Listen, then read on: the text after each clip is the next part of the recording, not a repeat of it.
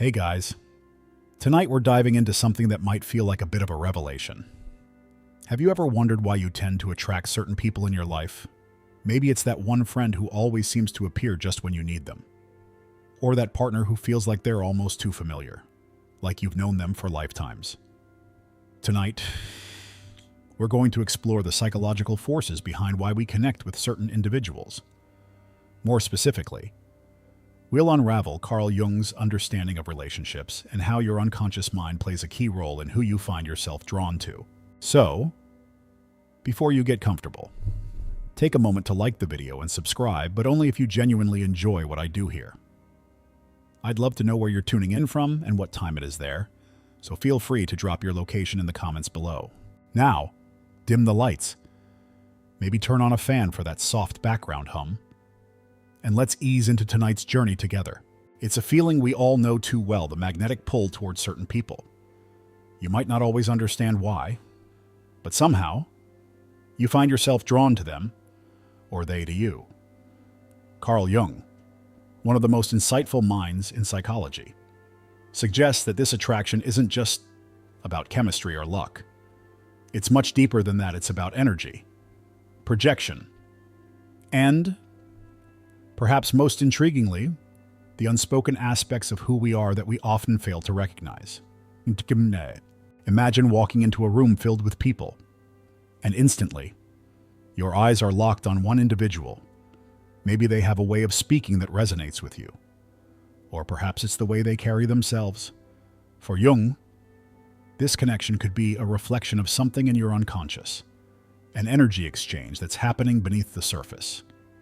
You're not just noticing them for their external traits, something within you is aligning with something within them. Take a moment to reflect on your past relationships, romantic or otherwise.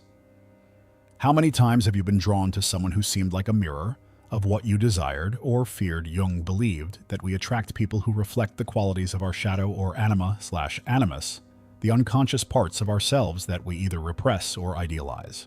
The shadow is that part of you that holds all the traits you prefer to avoid or deny: anger, jealousy, insecurity. But what if you are unconsciously attracted to someone who embodies these traits? Jung argued that you're not simply attracted to them because they have these qualities, but because they hold up a mirror to those hidden, uncomfortable aspects of your own psyche.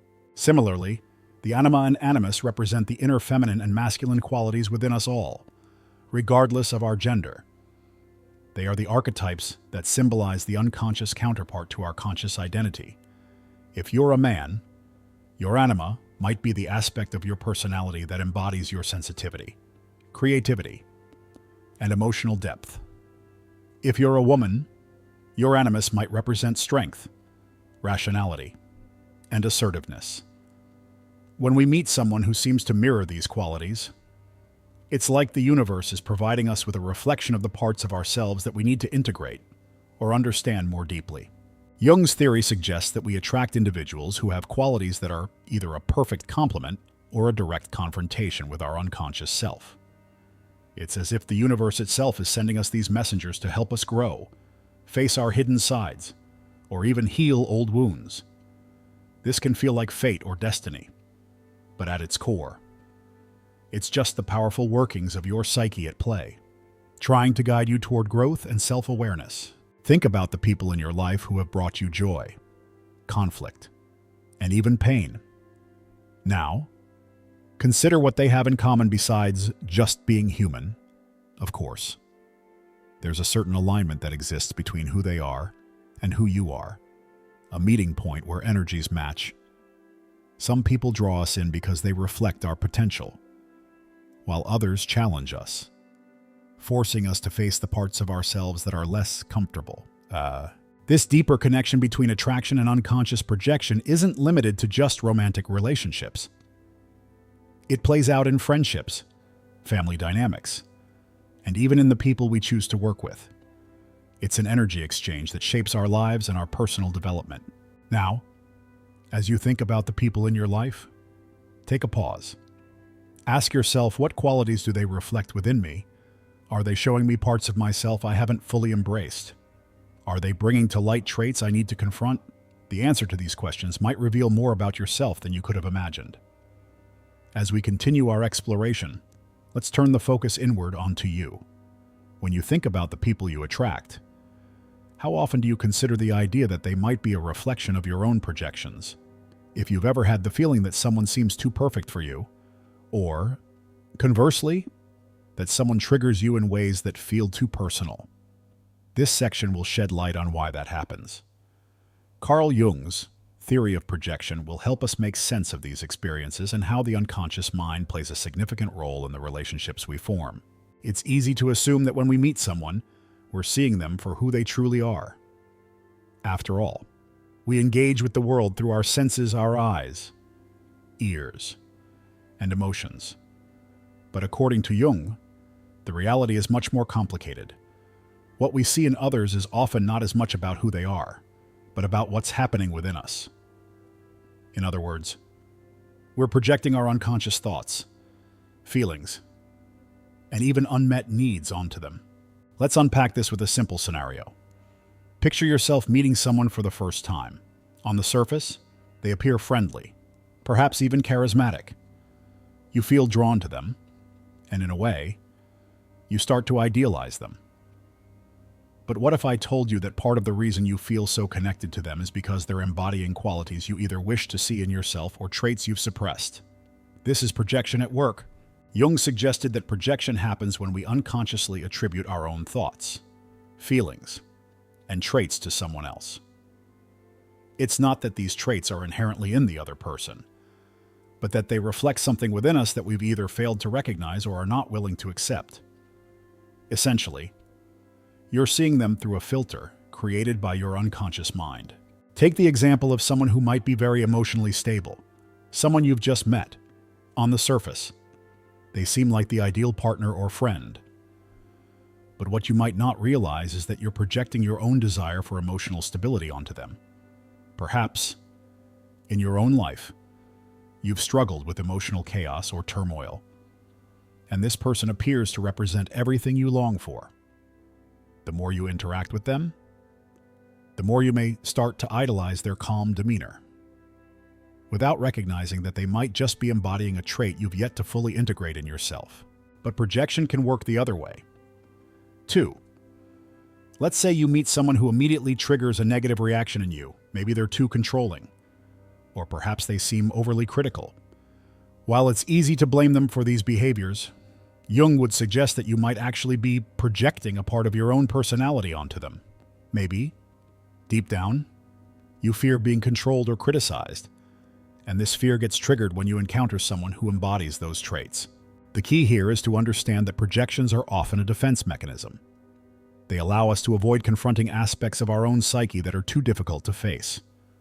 By projecting our emotions or traits onto others, we can keep ourselves comfortable and avoid the discomfort of self-reflection. In essence, projection helps us avoid the deeper, more uncomfortable truths about ourselves. Now, this doesn't mean that everything we experience with others is a mere projection. It's not as though every negative feeling you have towards someone is automatically your own unresolved issue. But Jung emphasized that it's important to recognize the role projections play in our relationships. They can be both illuminating and limiting, depending on how aware we are of them. Take a moment to reflect on your own relationships. Have you ever found yourself admiring someone, only to later realize that they were merely reflecting a part of yourself you had yet to confront? Or have you been quick to judge someone for traits you later recognized as your own fears or insecurities? Understanding projection isn't about making excuses for others' behavior, nor is it about constantly blaming yourself. Instead, it's about becoming more self-aware and recognizing the unconscious forces at work.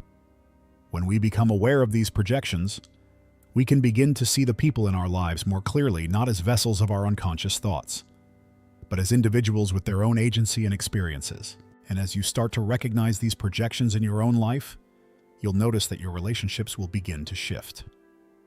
Instead of attracting people who mirror your own unresolved issues, you'll attract those who allow you to grow and evolve, those who challenge you to face parts of yourself that were once hidden. This process, though uncomfortable, can lead to deeper, more authentic connections. So, the next time you feel an intense connection to someone, or a deep-seated dislike, Ask yourself, what part of me is being reflected in this person? What part of myself am I either idealizing or avoiding? These questions will guide you toward greater self-awareness and, in turn, will help you attract more meaningful relationships that are rooted in authenticity rather than unconscious projections. Now, let's dive deeper into the subconscious. You might be wondering what else is at play in these complex dynamics of attraction. It's not just about projection, it's also about the power of the unconscious mind. In this section, we'll explore how the unconscious mind influences our relationships and why we often find ourselves drawn to particular types of people, especially when we don't fully understand why. Jung's idea of the collective unconscious is a pivotal concept here. This isn't just the storehouse of your personal experiences and memories, it's a deeper layer that connects all human beings. According to Jung, this shared unconscious is made up of archetypes, which are universal symbols and patterns of behavior that exist across all cultures and times. These archetypes are the fundamental building blocks of our psyche, and they influence everything from our fears to our dreams to the people we are drawn to. Think of the collective unconscious as a cosmic blueprint that all of us share. It's like an invisible thread connecting you to the very essence of humanity. And within this unconscious web, you carry a set of archetypes, perhaps the hero, the wise old man, or the shadow that guide your reactions to others. These archetypes influence who you are attracted to and how you interact with them. For example, you might find yourself irresistibly drawn to someone who embodies qualities of the hero. This person is courageous, determined, and perhaps even a bit reckless. Jung would suggest that part of the reason you're attracted to them is that the hero archetype resonates with something within your unconscious. Perhaps you long to be braver, or maybe you're seeking someone to inspire you to take action in your own life. Conversely, if you feel a sense of familiarity with someone who embodies the wise old man, it may be because your unconscious is calling you to seek wisdom or guidance. Perhaps you're feeling lost in a particular area of your life and unconsciously, you're reaching out to someone who represents the guidance and knowledge you need. Your connection is less about who they are in the present, and more about the archetype they represent, a piece of your unconscious that's trying to awaken or integrate into your conscious life. This connection between attraction and the collective unconscious is especially potent when it comes to romantic relationships. Often, we're drawn to people who activate these unconscious archetypes within us. You might feel an intense connection to someone who embodies the archetype of the anima, if you're a man, or animus if you're a woman. These are the unconscious feminine and masculine aspects of yourself, respectively. When you meet someone who embodies these traits, you might feel an overwhelming sense of familiarity or even destiny, as if the universe is pulling you toward them to help you integrate these qualities within your own psyche. But it's not all about love and romance. This dynamic also plays out in friendships and other relationships. Take a moment to think about your closest friendships. Are you often drawn to individuals who seem to reflect certain qualities of your own inner archetypes? Maybe your best friend is someone who's always been your emotional anchor, the embodiment of your inner nurturer. Perhaps you have a colleague who always seems to challenge you in ways that push you to grow, someone who channels the energy of the warrior archetype. These relationships, though sometimes subtle, are deeply influenced by your unconscious connection to these universal symbols. What's fascinating about this is that you might not even be consciously aware of the archetypes at work in your life. You don't necessarily sit down and think, yes, I'm attracting this person because they mirror my inner hero. But if you take the time to reflect on your relationships, you might notice patterns of attraction that align with these unconscious forces. One of the most powerful examples of the collective unconscious influencing relationships is when we attract people who seem to bring out the parts of us we've neglected or suppressed. If you've ever been in a relationship where you felt like someone completed you, chances are there was an archetypal connection at play. You might have been drawn to them because they embodied a part of yourself that you hadn't fully integrated or acknowledged. In some cases, this can create a sense of wholeness within the relationship. Two people, each carrying complementary archetypes, coming together to form a more complete unit. But why does this matter? It matters because recognizing the power of the unconscious in our relationships allows us to become more conscious of what we truly need and what we might be lacking. by understanding that we're often drawn to certain people because they reflect these unconscious patterns, we can begin to navigate our relationships more intentionally, rather than simply being swept away by the current of attraction. We can stop and ask ourselves, what part of me is calling for growth here? What archetype is showing up? And what does it mean for my personal development as we reflect on the unconscious forces at play in our relationships?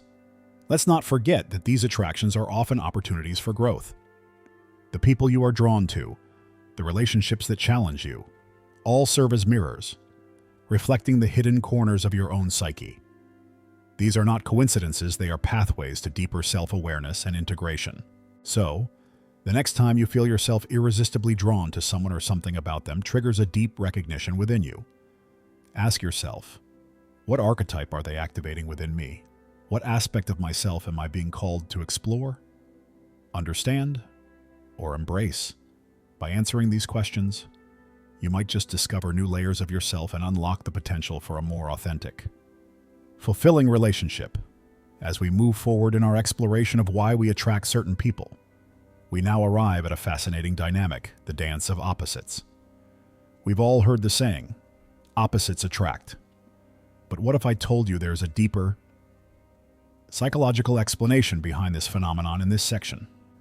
We'll take a closer look at how seemingly opposite traits in people can interact and create a harmonious dynamic. We'll also explore how these relationships might not just be based on attraction, but on the need for balance and growth within ourselves. It's almost a natural law in relationships. The more we find ourselves drawn to someone who is different from us, the more intrigued we are by them. It could be their personality, their perspective, or the way they approach life.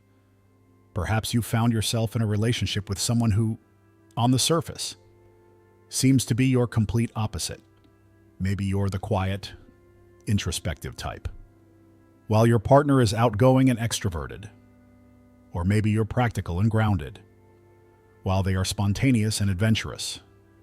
Despite these differences, there's a powerful connection that pulls you together. Why? Carl Jung would suggest that this attraction to opposites isn't just coincidence. It's part of the process of individuation, the journey toward becoming whole. According to Jung, we are all in a constant process of integrating the unconscious parts of ourselves into our conscious life. These opposite traits in others might represent aspects of our own personality that we have not fully acknowledged or embraced. By attracting someone who embodies the qualities we lack or suppress, we are unconsciously attempting to bring balance to our own lives. Take a look at the idea of introversion versus extroversion. If you're an introvert, you might find yourself attracted to an extroverted partner. They bring out a side of you that you typically keep hidden, your ability to be more social, more spontaneous, and more outward-facing. On the other hand, they may also feel drawn to your more reflective, quiet nature, which provides them with a sense of calm and grounding that they may lack in their own life. This dynamic is often described as a complementary relationship, where the differences between partners create a balance that neither person could achieve on their own. These opposite traits might be complementary in the sense that they help us grow and expand beyond our own limitations. For example, the introvert learns to step outside of their comfort zone and embrace the joy of social interaction, while the extrovert might discover the peace that comes with spending time alone and reflecting on their thoughts. However, this doesn't mean that these relationships are always smooth sailing. In fact, the attraction to opposites can often lead to tension. The differences between you and your partner can create conflict, especially if both of you resist the changes that these differences bring. It can be easy to view the other person's qualities as wrong or annoying, especially when they challenge your sense of self. But Jung would argue that these conflicts are necessary for growth. They are opportunities for you to integrate the aspects of yourself that you've neglected or rejected. Think about the relationship dynamics in your own life. Have you ever been in a relationship where your partner's strengths were exactly the qualities you needed to develop within yourself, or perhaps you've noticed that the things you initially found annoying or irritating about them were actually traits you needed to learn to appreciate and integrate? It's easy to fall into the trap of thinking that relationships should be all about finding someone who shares your values and interests. But Jung would suggest that true growth happens when we engage with those who challenge us. those who bring out the opposite sides of ourselves. Here's an interesting tidbit to consider. Jung wasn't just talking about romantic relationships here. This dynamic of opposites applies to all relationships, including friendships and family dynamics. The balance of opposites can show up in all sorts of ways. For instance, maybe your best friend is someone who is spontaneous and outgoing, while you tend to plan everything meticulously. At first, you might have been drawn to their sense of adventure, but over time, you might have found yourself frustrated by their lack of planning. On the flip side, they might appreciate your methodical approach to life, even if it feels a bit stifling at times. So, how do we navigate these relationships? The key is to see the differences not as obstacles, but as opportunities for growth. Each person you attract into your life can be seen as a teacher, helping you become a more complete version of yourself. The tension that arises from these differences is where the magic happens, where you learn to embrace the parts of yourself that you've been neglecting, and where you begin to understand the value in what the other person brings to the table. If you've ever been in a relationship where you felt like your partner balanced you in ways you couldn't have predicted, you've experienced the power of opposites in action. But remember, it's not just about finding someone who fills in the gaps, it's about understanding that we are all works in progress, constantly evolving. Sometimes, the people we attract into our lives are the ones who help us evolve into a more complete version of ourselves. So, take a moment to reflect. Who are the people in your life that seem to be your opposites? What do they bring out in you that you might not have known existed? And how can you embrace the differences in these relationships as a way to grow and become more whole? The answers to these questions can lead to deeper understanding and more fulfilling connections. Now that we've explored the attraction of opposites, let's turn our attention to something just as powerful but often less understood: emotional needs. Have you ever found yourself in a relationship that seemed to be shaped by unmet emotional needs from the past? Maybe you felt an intense connection to someone because they seemed to fill a void you weren't fully aware of? Or perhaps, after the initial rush, you realized that something deeper was motivating your attraction, an unconscious desire for healing, validation, or comfort.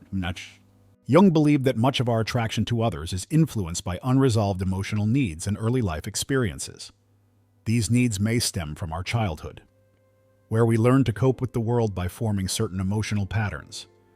If we didn't receive enough nurturing, love, or security from our parents, we might seek these qualities in our relationships later in life.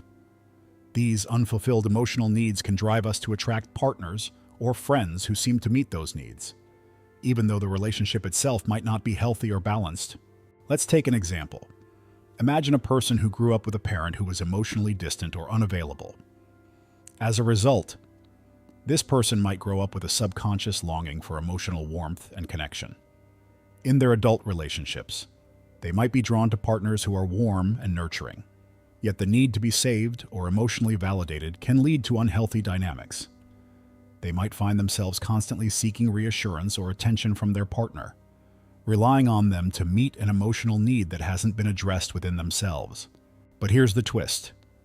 The emotional need is often unconscious. The person might not even realize that they're seeking validation or comfort from their partner because, on the surface, it looks like a typical attraction.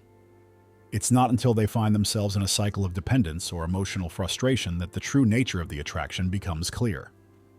This dynamic often leads to tension, because the partner might not understand why they're being asked to fulfill these deep emotional needs, especially if they weren't a part of the original emotional blueprint. Jung's theory of individuation sheds light on how we can break free from these patterns. Individuation is the process of becoming whole, integrating all parts of ourselves, both the conscious and unconscious. When we're caught in a cycle of attracting partners who only reinforce our unresolved emotional needs, it means we haven't yet fully integrated those aspects of ourselves.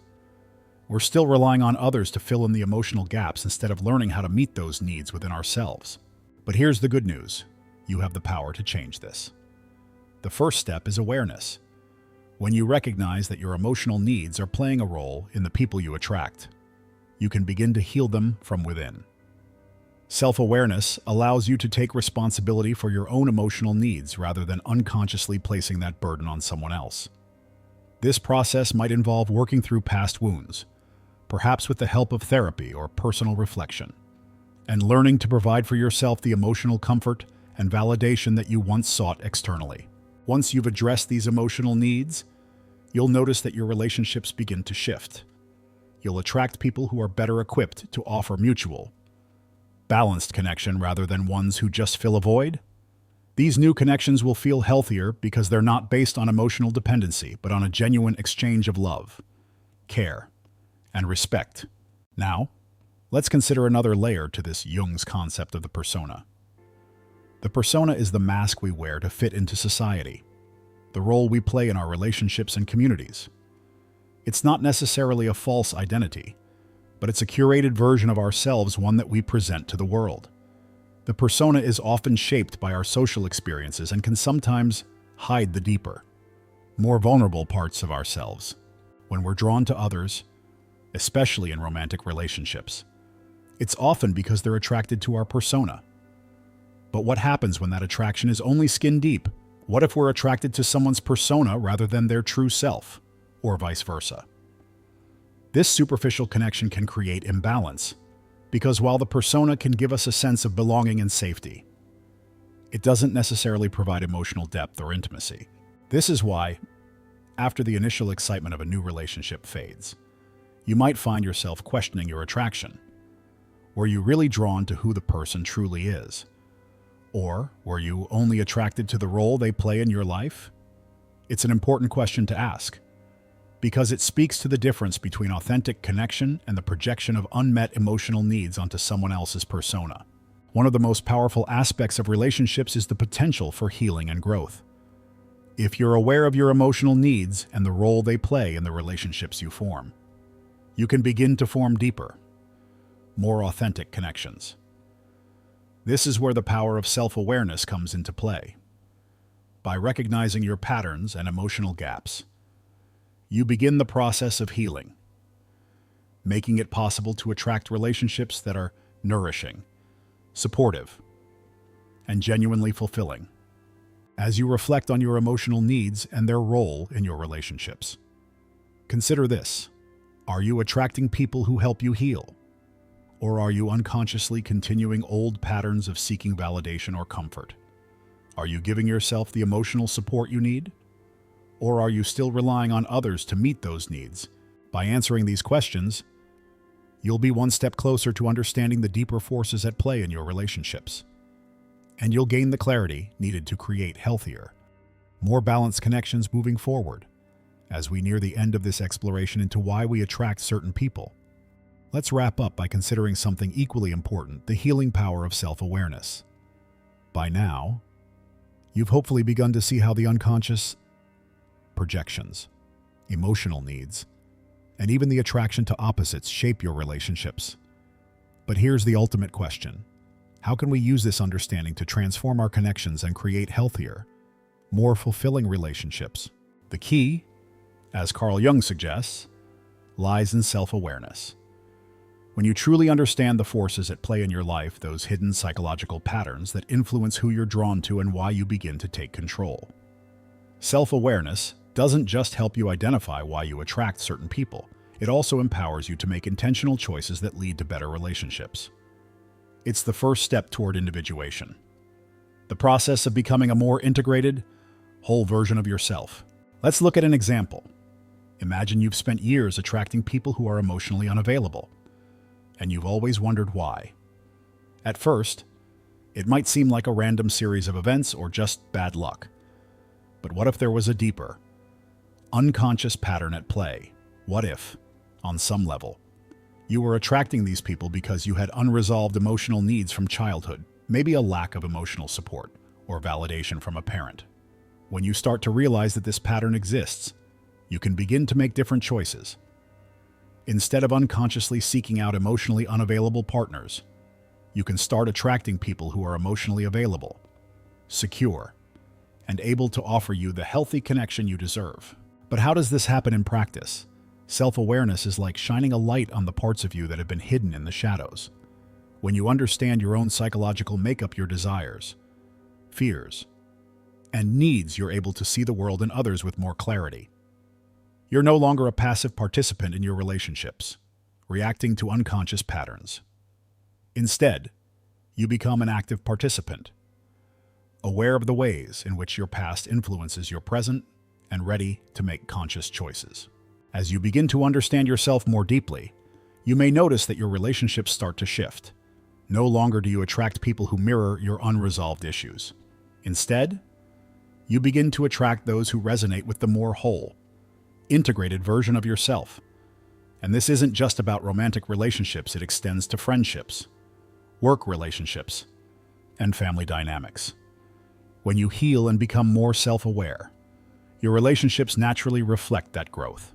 Now, this process of self-awareness isn't always easy.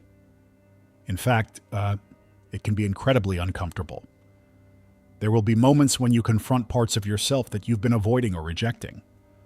But the beauty of this journey is that, as you integrate these hidden parts, you begin to feel more whole and complete. Instead of searching for someone to complete you, you start to see that you are already complete and you attract people who complement and support you in your growth, rather than people who fill gaps you haven't healed. Jung's theory of individuation suggests that we all have a conscious and unconscious self, and it is through integrating these two parts that we become whole. But this integration takes time and conscious effort, and it requires looking at the patterns in your relationships, understanding why you attract the people you do, and making the decision to step out of old patterns and into healthier, more authentic connections. The real power of understanding why you attract certain people is in the ability to heal. By acknowledging the unconscious forces that drive your relationships, you can begin to heal old wounds, dissolve outdated patterns, and create more fulfilling connections. But this healing doesn't just benefit you, it also benefits the people you attract. As you become more whole, you begin to attract others who are also on their own path of growth and self-awareness, leading to more harmonious, supportive relationships. Take a moment to reflect.